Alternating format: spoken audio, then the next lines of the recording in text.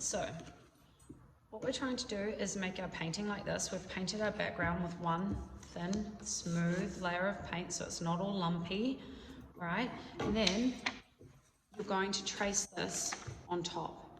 If you cannot print one of these out, I've put up a link for printing this out. But if you can't print it out, then you are just going to try and draw it on as well as you can. If you have printed it out, it can be in black and white. It doesn't have to be in color. You're going to use an HB pencil. Don't use a dark pencil because you don't want if it's very, very dark, 6B, 4B pencil, then a lot of this will come off onto your artwork. So if you use a lighter pencil, that's better. You don't need to cover it really, really, really completely, but you want to make sure that most of it is got the pencil on it to help it transfer, right? Place it on top. Hold it in place, or you might put a little bit of tape to hold it in place. And you go around and you draw neatly, very neatly, all the parts of your letter, okay? And as you can see, that transfers the pencil on the back onto your artwork. I'm going to use this one now. So now what we're going to do is we're going to paint the red letters. So you're going to need a smaller brush to paint your letters, and a really small brush to do the black outlines. So don't put out very much paint, just put out a small amount of paint. Okay, and you're going to now some water and paint nice and sharp, clean, thin layer of red paint.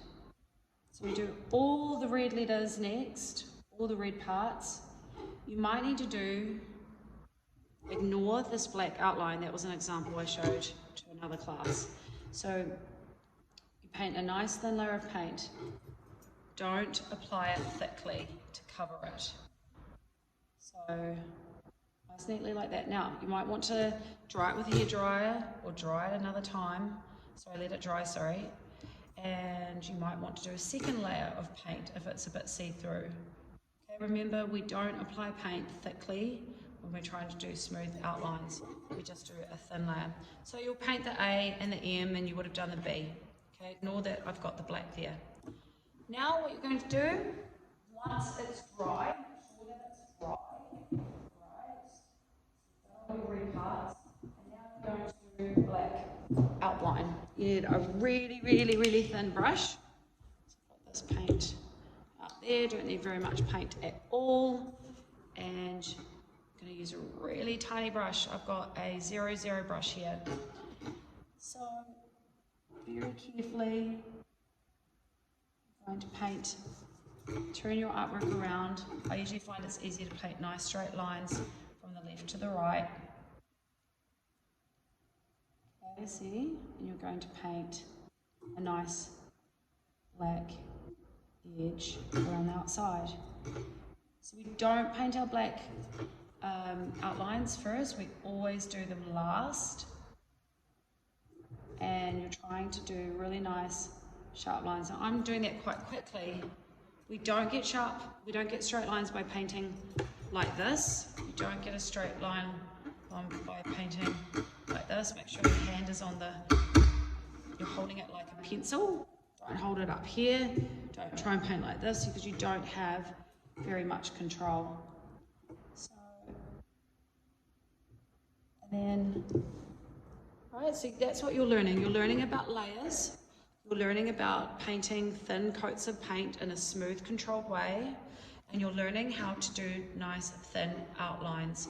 This gets graded.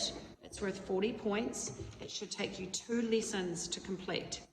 You're going to paint in all of these black lines, okay? You need to do the red under here as well, and don't worry about the white. I don't care about the white. You don't need to do that.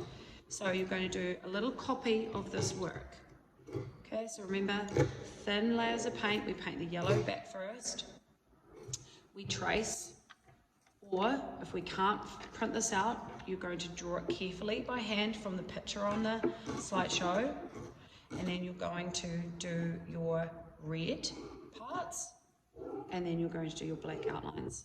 Okay, 40 points. They are formative points, and you have 2 lessons to do this. All right, today and next class. Thank you. Bye.